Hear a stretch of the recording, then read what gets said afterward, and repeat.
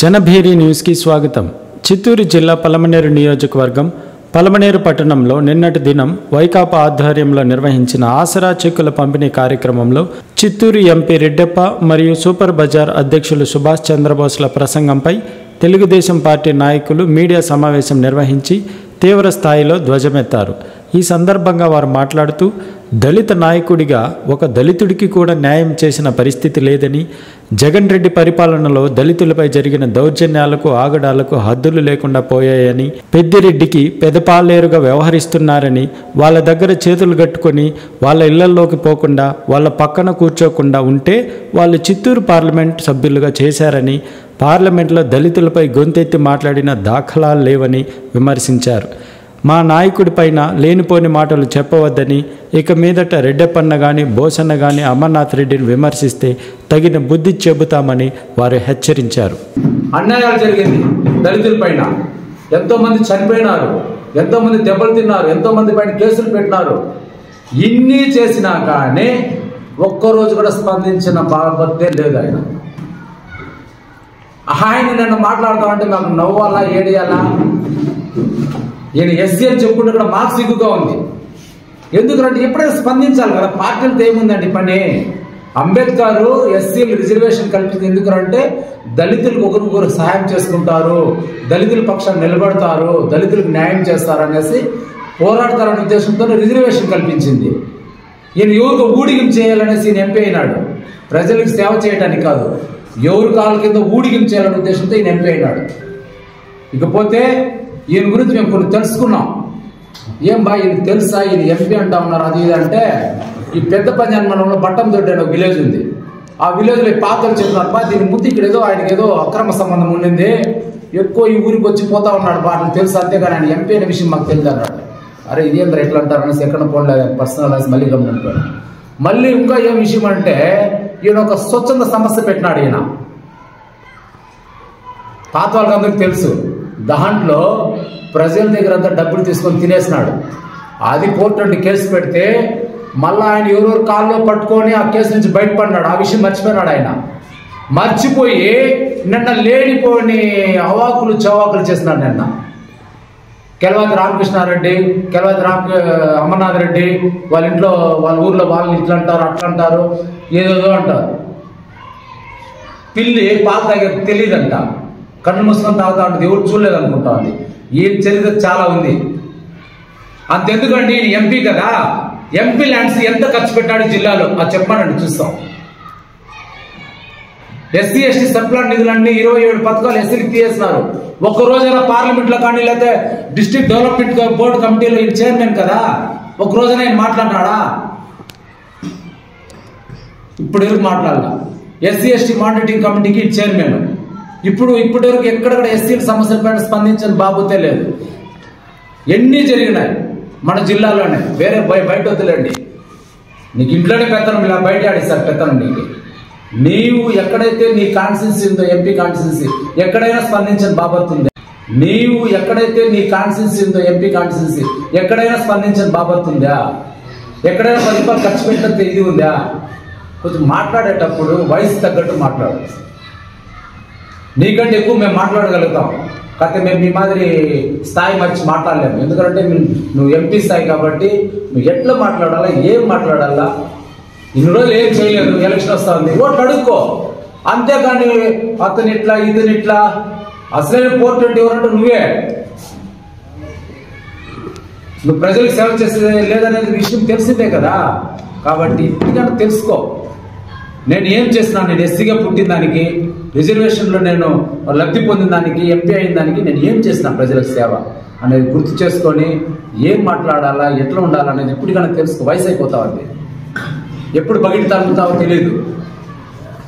అయ్యో పలానా ఇప్పుడు చరిత్ర ఉంది, పలానా ఎమ్మెల్యే ఉన్నాడు, ఎస్సీ ఎమ్మెల్యే ఇన్ని ఇంట్లు కట్టించినాడు, ఇన్ని లోన్లు తీసినాడు అనేది చరిత్ర. ఏదైనా మంచిపోయి పేరు తెచ్చుకో.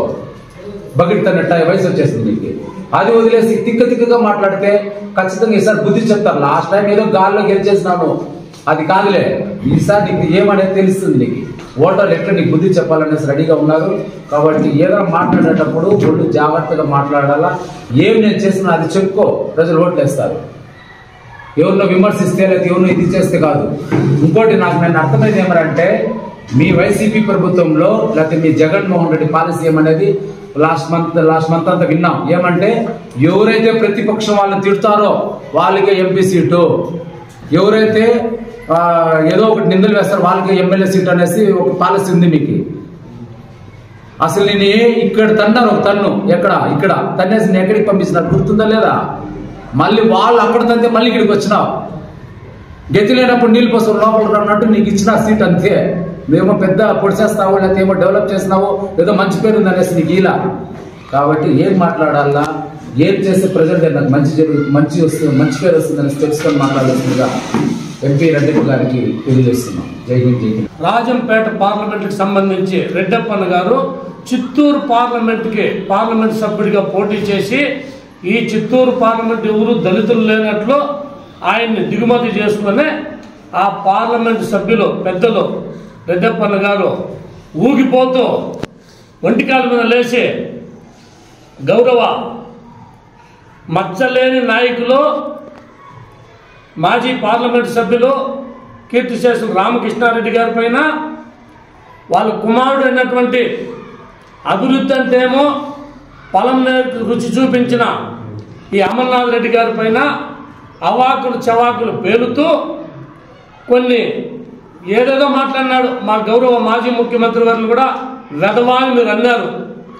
మీరు ఒక లాయర్ చదివినారు, ఒక దళిత కుటుంబంలో పుట్టి మీరు ఈరోజు మీరు చేస్తున్నదేమి?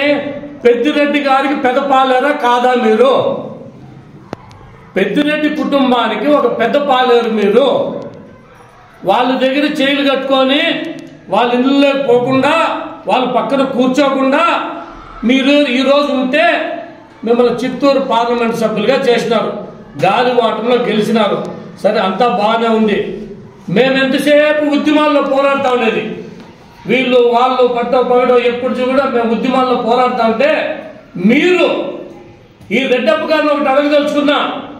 ఈ వైసీపీ ప్రభుత్వంలో ఎక్కడా చేయబెట్టకుండా దాదాపు 29 మంది శాసనసభ్యుల్ని శాసనసభ్యులు మార్చినారు. ఎక్కడ అగ్రవర్ణంలో మార్చలేదు. అప్పుడు ఏమైనా మీ నోరు మోగిపోయిందా రెడ్డప్పన్న అని మేము అడుగుతున్నాము. అంతేకాకుండా పలమనేరు మండలంలో ఊసురుపేటకు ఒక ఎస్సీలు ఇష్యూ వస్తే మీరు కనీసం ఊరికే వచ్చి చుట్టూ అత్తగారింటికి అల్లుడు వచ్చిపోయినారే కానీ పార్లమెంట్ లో దళిత ఉద్యమ నేత తమిళనాడుకి సంబంధించి తిరుమావళవన్ గారు గొంతెత్తి మాట్లాడితే మీ గొంతు ఏమైంది మేము అడుగుతున్నాము. అదేవిధంగా చెప్పుకుంటూ పోతే ఈ రాష్ట్రంలో ఈ వైఎస్ఆర్ పార్టీ వచ్చిన తర్వాత ప్రతిరోజు దళితుల పైన చెప్పుకుంటూ పోతే చాంతాడుతుంది. డాక్టర్ సుధాకర్ గారు కానీ, డాక్టర్ అచ్చెన్న గారు కానీ, నాగమ్మ గారు కానీ, రమ్య గాని, మీ ఎమ్మెల్సీ వెదవగుడు డోటలు సుబ్రహ్మణ్యం గాని, వరప్రసాద్ గుడ్డు కొట్టింది కానీ అవన్నీ పక్కన పెట్టేస్తే నీ పంచాయతీకి సంబంధించిన మద్యం రేట్లు అడిగిన దానికి ఓం ప్రకాశ్ చంపేస్తే నీ నోరు ఏమైంది? నీ రెడ్డప్ప గారిని మేము ప్రశ్నిస్తున్నాము. ఇవన్నీ గుర్తు తెలియలేదా అని మేము అడుగుతున్నాము. 27 పథకాలు రద్దు చేస్తే పార్లమెంట్ లో నువ్వు ఏం పుడింగా నువ్వు పార్లమెంట్కి పోయినావు మేము ఈ దళితులుగా ప్రశ్నిస్తున్నాము. ఇవంతా పక్కన పెట్టేసి ఏదో కుప్పంలో చంద్రబాబు నాయుడు ఇస్తాంట, ఈడ అమర్నాథ్ రెడ్డి గారు నోరిస్తాంట. అవి రెండు మీ వల్ల కాదు. ఈరోజు పుంగనూరులోనే పెద్దిరెడ్డి గెలుస్తారో లేదో ఒకసారి చూసుకోండా. ఇవన్నీ వదిలేసి రామకృష్ణారెడ్డి గారు అంటే ఎక్కడ బస్ స్టాప్ జరిగిపోతే కూడా రామకృష్ణారెడ్డి ఎంపీ ల్యాడ్స్ ఉంటుంది, లేదంటే శివప్రసాద్ గారు ఎంపీ ల్యాడ్స్ ఉంటుంది. నీదేముంది ఎంపీ ల్యాడ్స్? నీ రుణాలు ఏం చేస్తువి? మొత్తం పెద్దిరెడ్డి గారు దారాదత్తం చేస్తువా?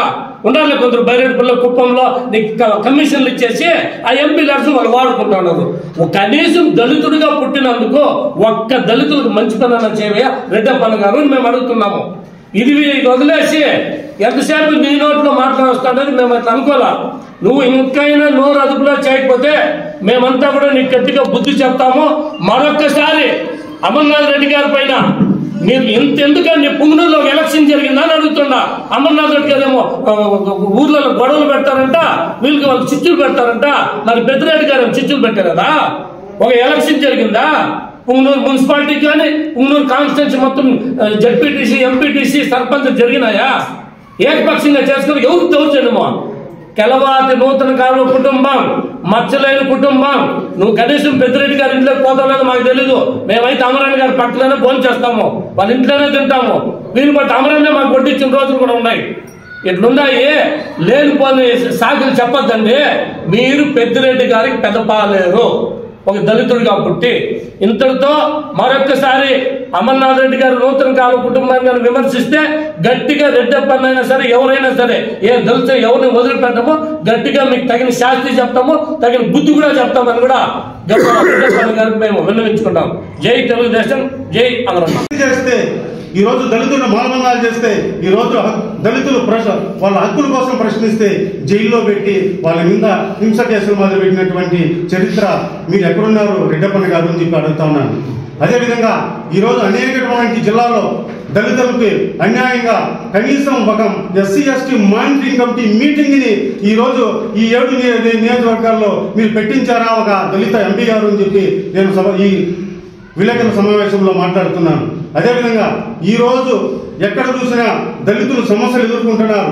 ఈరోజు భూ సమస్యలు కానీ, ఈరోజు కనీసం పల్లెల్లో మౌలిక వసతులు లేనటువంటి ఇబ్బందుల్లో పల్లెలు ఉంటే ఈరోజు మీరు అప్పుడు లేని నోరు ఇప్పుడు మా అమర్నాథ్ రెడ్డి మీద ఎందుకు మీరు అవాకులు చవాకులు వేస్తున్నారో తెలియకున్నారు. ఎందుకంటే ఈ రోజు అమరన్న గారి ఆదరణ చూసి, అమరన్న గారి జనాదరణ చూసి ఈరోజు జిల్లాలో ఏకైక ఒక నాయకుడు అంటే మా అమరన్న గారు.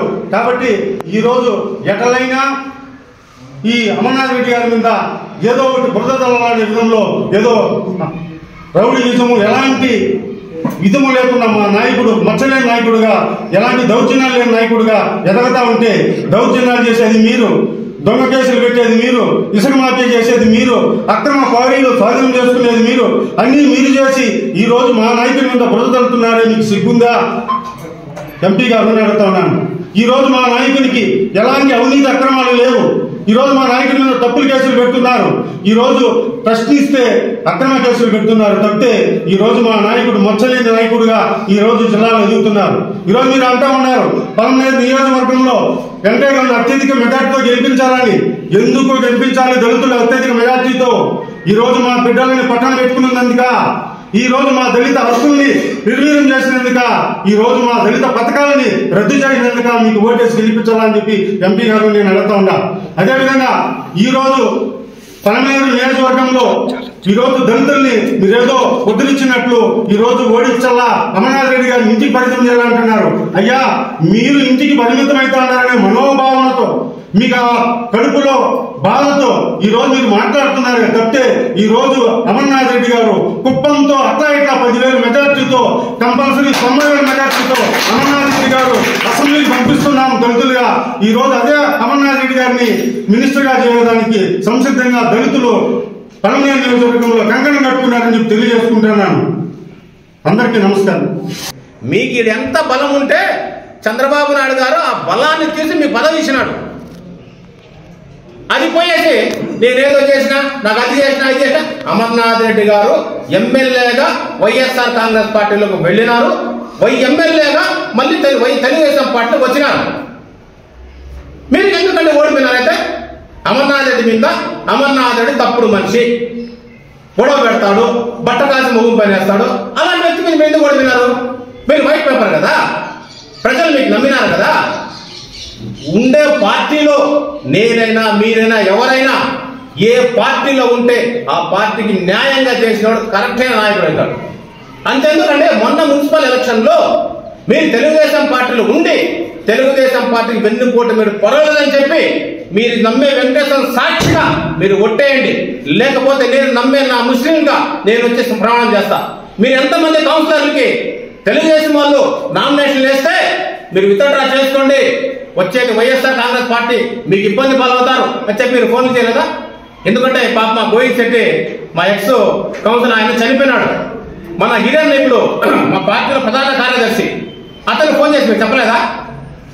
అదే వెంకటేశ్వర స్వామి గుడి కాడ సర్కిల్లో శ్యామ డక్షన్స్ కాడ ఎంతమందికి మీరు ఫోన్లు చేసి మీరు వైఎస్ఆర్ కాంగ్రెస్ పార్టీకి ఓట్లు వేయండి చెప్పిన మనిషి మీరు కాదా? లేదంటే రండి బలం ఆ వెంకటేశ్వర గుడిని సత్యం చేయండి, లేకపోతే సత్యం చేస్తా. ఉండే పార్టీని వెన్నుపోటు పొడిచేది మీరు, మీ వెనకాల నమ్ముకుని వచ్చింది మోసం చేసేది మీరు. అంతెందుకండి జనతా బజార్లో మీరు చైర్మన్, మీ బర్త్డేకి ఎంతమంది బ్యానర్లు వేసినారు? కార్యకర్తలు వేసినారా? మీ సిబ్బంది వేసినారా? మీకు సరుకులు ఇచ్చే ఏజెన్సీ వాళ్ళు వేసినారు. ఏజెన్సీ వాళ్ళకు మీకు ఎంత లేకపోతే మీకు వేస్తారు వాళ్ళు? అదన్నీ ఎంత బయటపెట్టండి. అవన్నీ బయటపడతాయని మీ స్వలాభం కోసం, మీ 2.5 ఎకరాల ఆస్తి కోసం మీరు పార్టీ మారింది. మారితే మీ సొంతము, మీ ఇష్టము, మీరు మారండి. మీరు అప్పుడే మీరే చెప్పినారు నేను ఎక్కడైనా ఉంటాను, మీ ఇష్టం. ఎవరు అడిగినారు మిమ్మల్ని? ఎవరు మీరు కుపోవద్దన్నారు? మీరు ఆడైనా ఉండండి. ఉండే పార్టీలో మీరు కరెక్ట్గా ఉండండి. రేపు మీరు సత్యం చేయండి, లేకపోతే సత్యం చేస్తా. ఉండే పార్టీని ఎందుకు పోటీ పొడిచేది మీరు? మీ వెనకాల నమ్ముకుని వచ్చింది మోసం చేసేది మీరు. అంతెందుకంటే జనతా బజార్లో మీరు చైర్మన్, మీ బర్త్డేకి ఎంతమంది బ్యానర్లు వేసినారు? కార్యకర్తలు వేసినారా? మీ సిబ్బంది వేసినారా? మీకు సరుకులు ఇచ్చే ఏజెన్సీ వాళ్ళు వేసినారు. ఏజెన్సీ వాళ్ళకు మీకు ఎంత లేకపోతే మీకు వేస్తారు వాళ్ళు? అదన్నీ ఎంత బయటపెట్టండి. అవన్నీ బయటపడతాయని మీ స్వలాభం కోసం, మీ 2.5 ఎకరాల ఆస్తి కోసం మీరు పార్టీ మారింది. మారితే మీ సొంతము, మీ ఇష్టము, మీరు మారండి. మీరు అప్పుడే మీరే చెప్పినారు నేను ఎక్కడైనా ఉంటాను, మీ ఇష్టం. ఎవరు అడిగినారు మిమ్మల్ని? ఎవరు మీరు కుపోవద్దన్నారు? మీరు ఆడైనా ఉండండి. ఉండే పార్టీలో మీరు కరెక్ట్గా ఉండండి. రేపు మళ్ళీ మా తెలుగుదేశం పార్టీ రూలింగ్లో వస్తుందని తెలుసు. ఇంక 2-3 రోజుల్లో ఆ 2.5 ఎకరాలు రిజిస్టర్ అయిపోతే మళ్ళీ ఎత్తుకుంటారు ఫోన్. అంతా తెలుగుదేశం రూలింగ్ వస్తుంది, అమర్నాథ్ సాయం చేయండి. ఎందుకు పని అయిపోయింది కదా. జనతా బజార్ మళ్ళీ మిగిలించుకోవాలి కదా. మీరు పాలక వర్గానికి జనతా బజార్ రాజీనామా చేసి ఎలక్షన్లు పోయి మీరు గెలవండి. నీతి నిజాయితీ నాయకుడిని మీరు నిరూపించుకోండి అని చెప్పి ఈ సభాముఖంగా తెలుసుకుంటూ అందరికీ నమస్కారం. జై హింద్, జై చంద్రబాబు, జై అమరనాథ్. రాజధాని మనకెందుకు మహిళలు చెప్తారు అన్నా గోసన్న గారు. ఒక రాజధాని గురించి మీరు అప్పట్లో తెలుగుదేశం ప్రభుత్వం ఉన్నప్పుడు 2014లో అంగిడి తిరిగి చందాలు చేసినారు. అదన్నా మీకు ఇది గుర్తుందన్నా? 13,50,000 దాకా చెక్ ఇచ్చి అమరావతి పంపించలేదా మీరు? అప్పుడు మీకు రాజధాని అవసరమో, ఇప్పుడు పార్టీ మారిపోతే మీకు రాజధాని అవసరం లేదన్నా? కొంచెం న్యాయంగా మాట్లాడినా. నేను ఎందుకు అంటానంటే మీకు చాలా చిన్నోడు. నేను నీతో పాటు నేను రాజకీయం నేర్చుకునింది. మీరు చాలా పెద్దోళ్ళు, మిమ్మల్ని చూసి రాజకీయం నేర్చుకుంటుంది. ఆ రోజు ఇదే పలంనేరు కాన్ఫరెన్స్ లో ప్రతి ఒక్క అంగిడి తిరిగి చందా వసూలు చేయలేదా? మనమంతా వసూలు చేయలేదా? ఈ రెండే తెలుగుదేశం పార్టీలంతా వసూలు చేయలేదా? ఆ రోజు మనకి రాజధాని బాగుంది, ఈ రోజు మనకి రాజధాని చెడిపోయిందా? ఆడ రాజధాని డెవలప్ అవుతానే మీరు అన్నారు కదా, ఇక్కడ మనకి ఎంఆర్ఓ ఆఫీస్ కావాలా, పోలీస్ స్టేషన్ కావాలా, మున్సిపాలిటీ కావాలని. ఆ డెవలప్ అయ్యి ఆడ ఉండే ఫండ్స్ వస్తేనే దీని అంతా మెయింటైన్ చేయడానికి మనం అది తెలుసుకోవాలన్నా మనము. ఎందుకంటే నన్ను తక్కువ అనుకోద్దండి. మీరు ఎందుకు అలా మాట్లాడుతున్నారంటే మాకే అర్థం కాలే. రాజధాని లేని రాష్ట్రము ఏమన్నా అలాంటప్పుడు మనకి ఢిల్లీ ఎందుకు, హైదరాబాద్ ఎందుకు, బెంగళూరు ఎందుకు, చెన్నై ఎందుకు? అందరూ రాజధాని తీసేవచ్చు కదా. రాజధాని లేని రాష్ట్రం ఏమన్నా ఉందా అంటే ఇక ఆంధ్రప్రదేశ్, దరిద్రమైన ఆంధ్రప్రదేశ్. అంతేకాదు చంద్రబాబు నాయుడు గారు ఏదో ద్రోహం చేసినారు అంటారు. ఎందుకు నా ద్రోహం చేశారు? మీకే చంద్రబాబు నాయుడు 2009లో సీట్ అడిగినారు. ఫస్ట్ టైం అడిగినారు కాబట్టి ఇలా 2014 మీకు ఈ సీట్ లేదన్నా. అదే చంద్రబాబు నాయుడు అదే తెలుగుదేశం కదా ఇచ్చింది. ఆ తెలుగుదేశం పార్టీ వల్ల కదా ఇప్పుడు మీ పేరు అందరికీ తెలిసింది. లేకుంటే మీరు ఏమన్నారని తెలుసు. చంద్రబాబు నాయుడు 2014లో మీకు సీట్ ఇస్తే మీరు ఉపయోగించుకోలే. మేమేం చేయమంటారు? దేవుడు ఎవరికి వెళ్తారంటే అంతే జరుగుతుంది. దయచేసి తెలుగుదేశం పార్టీ కూడా నీకేం చేయలేదని మాత్రం దయచేసి అనద్దండి. మళ్ళీ ఇంకోటి అంటారు, పార్టీ మారినారు, అమర్నాథ్ రెడ్డి గారు పార్టీ మారినారు, ఈ నుంచి పోయి ఇచ్చేసినారు అది చేసినారు అని. అంటే మీరు పార్టీ మారితే తప్పులే. మా అమరన్న గారు సొంత గలాట పడి మళ్ళీ ఇది సొంత ఇంటికి వస్తుంది తప్ప. అంటే మిమ్మల్ని నమ్మి 2014 లక్ష మంది ఓట్లు అయినారు. వాళ్ళకి ఏం సమాధానం చెప్తారు ఇప్పుడు పార్టీ మారి? నేను అడుగుతున్నాను మిమ్మల్ని ఈ సభాముఖంగా. 1,00,000 మంది కూడా నీకు ఓట్లు అయినారు కదా తెలుగుదేశం పార్టీ వాళ్ళకి ఏం సంబంధం? నీ ఇష్టం ఎట్లా పార్టీ మారేది? అదే 1,00,000 మంది నాకు ఓట్లు అయినారు, వాళ్ళందరూ అడగాలి కదా. మీరు అడగని మీరు ఎట్లా పార్టీ మాట్లాడతారు? ఇంకొకసారి ఎవరి గురించి కానీ ఏమనంటే మీరు పార్టీ మీ ఇష్టం. ఏదో జగన్ గురించి మాట్లాడుకోండి, ఓట్లు అడుకోండి, అంతవరకే. కానీ అమరన్న గారి గురించి కానీ తెలుగుదేశం పార్టీ గురించి కానీ మాట్లాడితే మేము ఇంకొక ఒప్పుకోమనేసంగా తెలియజేసుకుంటూ ఈ అవకాశం ఇచ్చిన మీ అందరికీ నా ధన్యవాదాలు తెలుపుకుంటున్నాను. జై హింద్, జై తెలుగుదేశం.